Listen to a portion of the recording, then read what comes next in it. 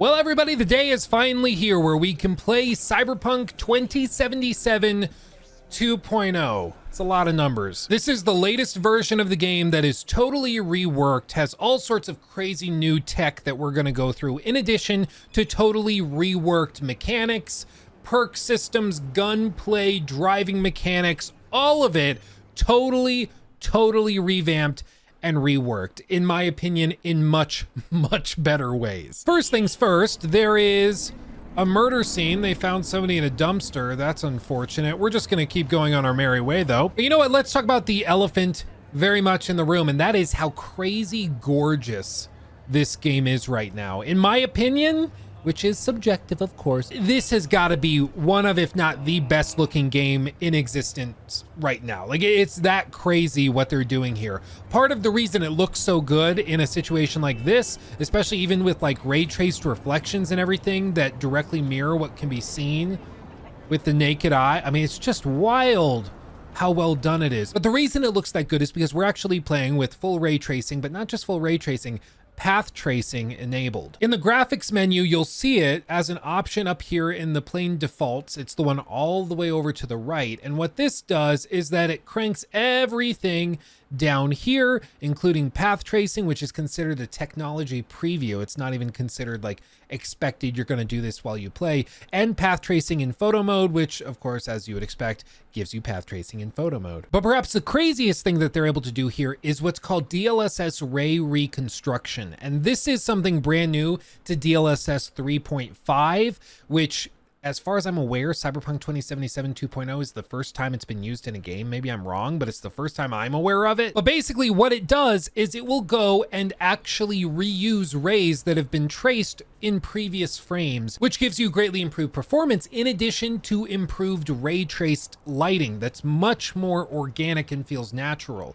To showcase it, let's go to nighttime. Here I'm just gonna skip time. We're gonna go all the way to the middle of the night just to see what this is like in action. Okay, boop, nighttime, midnight, here we go. So now you can see everything ray traced very precisely. All of this lighting is reflecting realistically off the concrete. All of those neon lights are reflecting realistically. The wet ground is reflecting everything we can see. I mean, it's all just crazy gorgeous. And if I just stand still, and we'll cycle this to low settings just to show you the before and after, here's what it looks like on low versus the overdrive. So that's the first thing. That's why the game looks so freaking ridiculously good everywhere you look, is because it's a technological masterpiece as far as I can tell. It's hilarious that the game started so broken and now it's like basically a game that's also a tech demo for NVIDIA. It's wild, but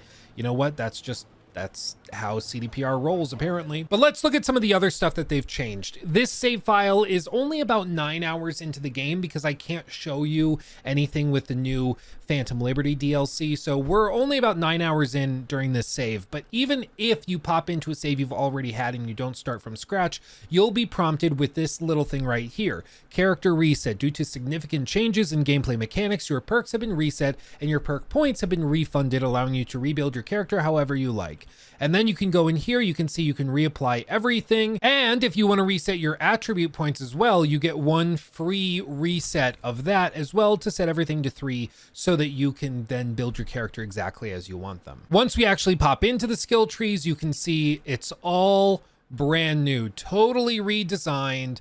Each of these are kind of gated by what level you need in that attribute. So if you want to level up this skill, the focus skill, you actually have to have 9 in your cool stat. And if you want to play with these, you have to get to 15. And if you want these max level perks as well, you have to, as you would expect, max level the attribute in question. In this case, let's just fully level our body and just be like a total gorilla, just smacking everything to get our way. And maybe a little cool, just a little. Just a tad, and then we can go in here and we can really tweak it as we want. This right here is a perk ability I actually think is a little bit broken. Basically, it gives you health regen depending on what you're doing. So in this case, it lets you mitigate damage. It lets you also get an improved health regen as you're missing more of it. It'll also regen your health in combat while you're sprinting, or also just for each nearby enemy, it'll give you a multiplier. Honestly, it kind of makes the game feel like it's an easy mode, but it's fun and it lets you go really crazy. And for a melee build, I think it's pretty important. And here we go.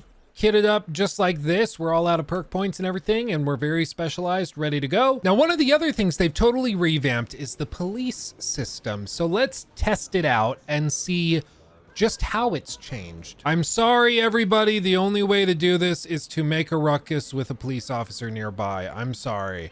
Whoosh, whoosh. I just have a gigantic hammer. Hey, dude. Yeah, it's me. I'm the one with the hammer smacking people. Whack. Whack. Hey, dude. Whack, whack, whack. Yeah, bring your friends. Bring your friends. And here they come. So they drive up now. It's not weird drones. They actually drive up. That's cool to see. And you'll see also next to the map, there's those two little stars. As we do more damage and as we piss them off more and more, that's only going to increase. This is what's been referred to as like a GTA style police system, where the more pissed off they get, the bigger the response. Now we're up to 3 stars. We're on our way. Booyakasha. I just chuck a bunch of grenades. Maybe I can rile them up. Wee! Never gonna die. I'm shocked they're just so freely firing into their friends. But now you see it's getting much more difficult. So I'm gonna get in and I'm gonna start fleeing, okay? We also have vehicle combat now. And I can shoot even while driving the car. And now they're gonna start chasing me. Again, totally different than how it was before. Before, the police were like laughably stupid and the response was super uncoordinated, but now it feels relatively realistic, especially compared to what we had before.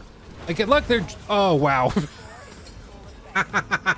Right as I'm like, wow, it's more realistic. They drive headfirst into a concrete pillar and explode. Oops. Okay, I'm trying to get away. No, leave me alone. Now we're at 4 stars. Oh, geez. You know what happens when we get to 5? We're gonna find out. Oh, they're very mad. They're very, very, very mad at me. I can't blame them. Now it's like gang members are pissed off too. Everybody run. We're gonna see if we can get to 5 stars. I don't know if we can. I don't know if it's pretty tough to get there. Oh, they're trying to ram me. They have a blockade.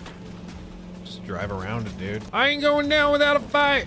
Ooh, baby. I don't know how I blew that up. Oh, God. Oh, this car is not long for this world.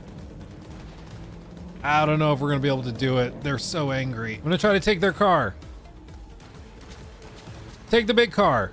The big armored car. Hey, we did it. Okay, we might actually make it now. If this hasn't gotten them to the point where they call in the National Guard, like what will? Like, I'm just rampaging through the city streets. They can't stop me, and I'm not even at 5 stars yet. Bagoosh! Get the fast car. We're gonna take the fast car. I want this.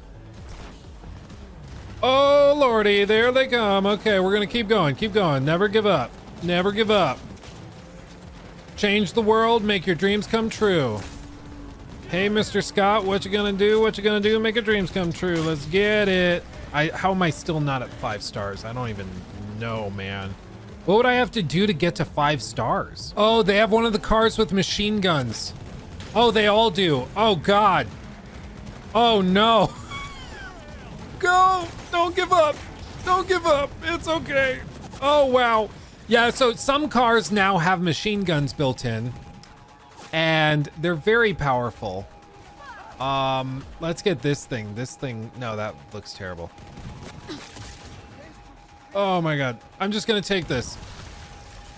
Weaponized vehicle, okay, now I can show you. Look at this. I can just like unload, or I can swap to weapons or missiles, and I can just go launching. Isn't that crazy? Isn't that cool? Oh, we made it to 5. We made it to 5. Max Tech is en route, baby. You have to earn this. You have to earn 5 stars. They do not just give it to you. Oh, baby. Okay, Max Tech is on its way. We are totally screwed. We are totally, totally screwed. And I've never been so happy about it. Oh, breach imminent. I'm a confirmed cyber psycho. I did it. Here they are. Here they are. They came. Hey, babies. Oh, they hurt. Oh, God. Oh, no. Wow. Dude. They don't mess around.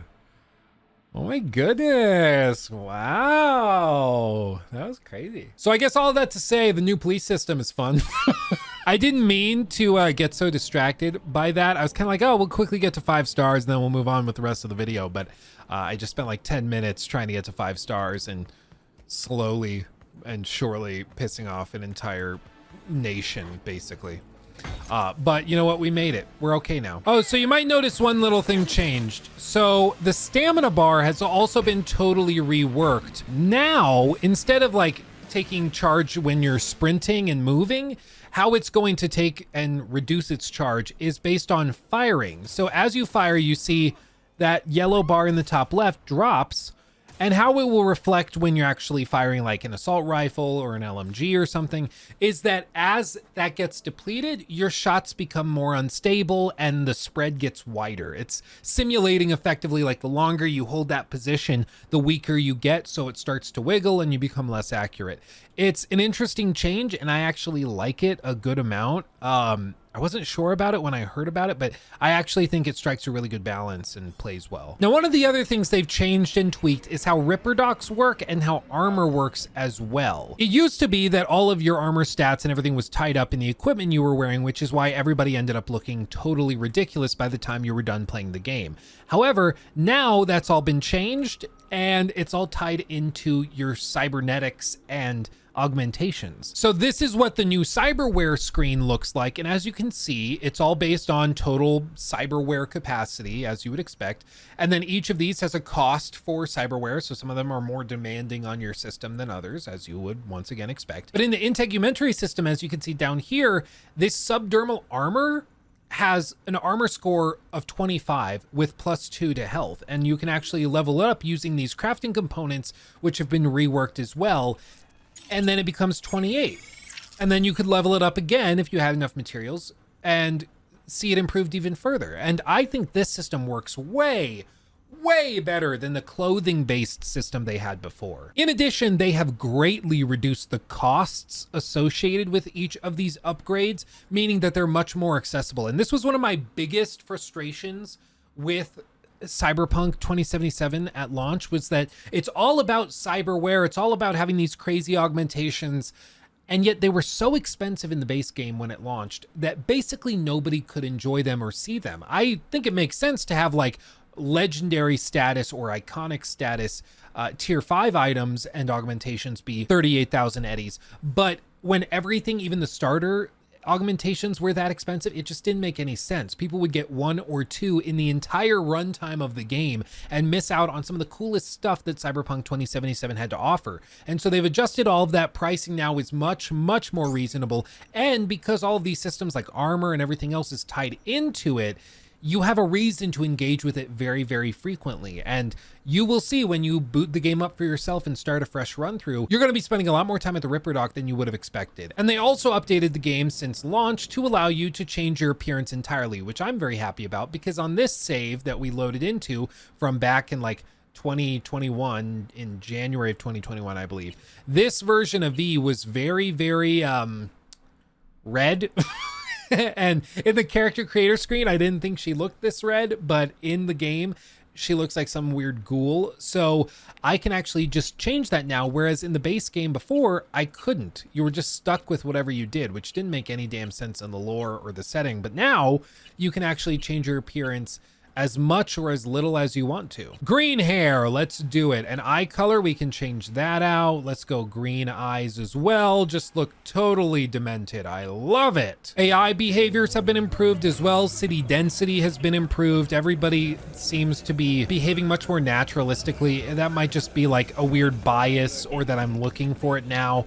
But before, you'd end up with NPCs just walking face first into each other for an extended period of time, and now it seems like that has largely been mitigated. It really does seem that they've done a lot of work to make 2.0 the definitive version of Cyberpunk 2077. And in a lot of ways, it feels like what the game was supposed to be from the start. And frankly, if the game launched in this state with these systems as they are now, and let's just say it released today on the 21st of September 2023, I would have no doubt that it would be a contender for Game of the Year. It finally is where it needed to be back then. And while that doesn't forgive the god-awful launch and the really, frankly, scummy things that they did to hide the state of the PS4 and Xbox One versions of the game, for example, from their consumers, I think this is a great step forward towards healing that, because they could have just moved on, abandoned the game, and moved on to The Witcher 4 or whatever they end up doing next.